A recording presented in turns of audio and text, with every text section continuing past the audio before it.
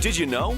There were supposed to be multiple cameo appearances by Nintendo characters in Mario and Luigi Superstar Saga. They all took place in the Star Beans Cafe and were meant to be triggered whenever Mario and Luigi invented a new kind of stat-boosting coffee. The characters would come out to taste Mario and Luigi's creations in various scenes.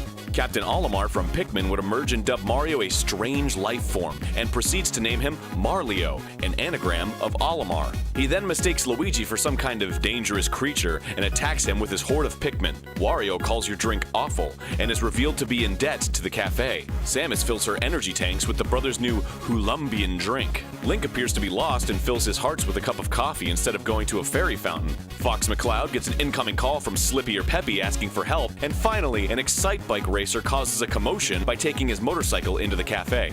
Egad would also have his own scene, and each character would give you a gift. A UV lamp from Olimar, Wario's Gold, an energy tank from Samus, a Triforce from Link, a gold ring from Fox, an Excite Spring from the Excitebike racer, and the Game Boy Horror from Egad. The scenes were never fully implemented, and it's not known why that is. Possibly because some of the scenes glorified drinks containing caffeine in a game marketed towards children. Some of the items like the Excite Spring, Triforce, Gold Ring, Wario's Gold, and the Game Boy Horror were left in the game with little to no changes. If you've played Mario Sunshine, you've probably come across this guy once or twice. He is Il Piantissimo, a masked man dressed as one of the local residents who races Mario in certain missions in the game. Similar to Koopa the Quick from Mario 64. He does, however, resemble another Nintendo character.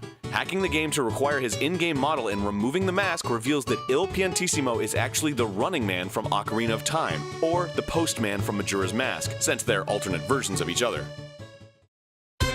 In the new Super Mario Bros. Wii issue of Iwata Asks, Nintendo President Satoru Iwata's online web series, Shigeru Miyamoto revealed that Super Mario 64 was originally going to feature cooperative play. It was split screen, and players could move independently of each other through Peach's castle. There is a possible relic of this idea left in the code. If a second controller is plugged into controller port 2, it can control the camera while Peach congratulates Mario, as well as during the credits. It's thought that cooperative play was planned for a comeback in Super Mario 64 2, which was intended for release on the failed Nintendo 64 disk drive add-on. The add-on essentially allowed games to be read off of a disc rather than a cartridge, and was never released outside of Japan. The game was scrapped due to lack of progress in development and the poor sales of the 64DD. Only one demo was ever made, but it was never shown to the public, and the only information we have left is that Luigi was going to appear in the game. Super Mario 64 DS featured Luigi, so it's possible other ideas were taken from Super Mario 64 2 and reworked for Super Mario 64 DS.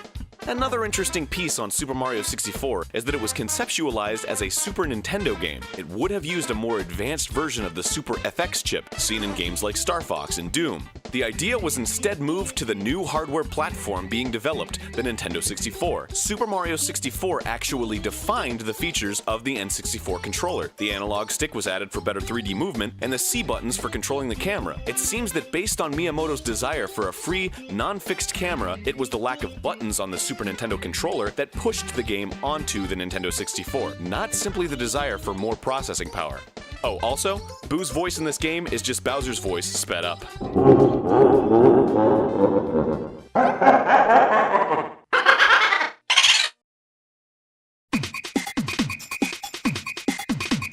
In Super Mario RPG, there are multiple differences between the North American and Japanese versions. One difference is that Bowser's End of Victory battle animations are altered in the North American version of the game due to the Japanese victory animation resembling an obscene gesture in the West, where a person thrusts their arm upwards, essentially meaning, "Up yours!" Another difference is that in the North American version of the game, after speaking to the Chancellor for the first time, if you go into Princess Toadstool's room, you can look behind her fireplace to find Toadstool's question mark, question mark, question mark.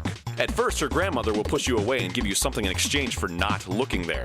If the princess has joined your party by this point in the game, and you try looking at that object, she'll angrily scold Mario. In the Japanese version, the princess is named Peach, and the object is referred to as Peach's XXX. The name was changed for obvious reasons. It's never been revealed what the object was in-game or by the game's developers, but it doesn't take much imagination to guess what it was originally intended to be. That's all for today, but don't forget to subscribe to us on YouTube and follow us on Facebook and Twitter. Make sure you also check out diginogaming.com, where we post gaming trivia multiple times a day, every day. If you like this video, check out our other videos. And if you like Mario so much, go check out Game Grumps playing Super Mario Bros. Wii. Hey, it's great.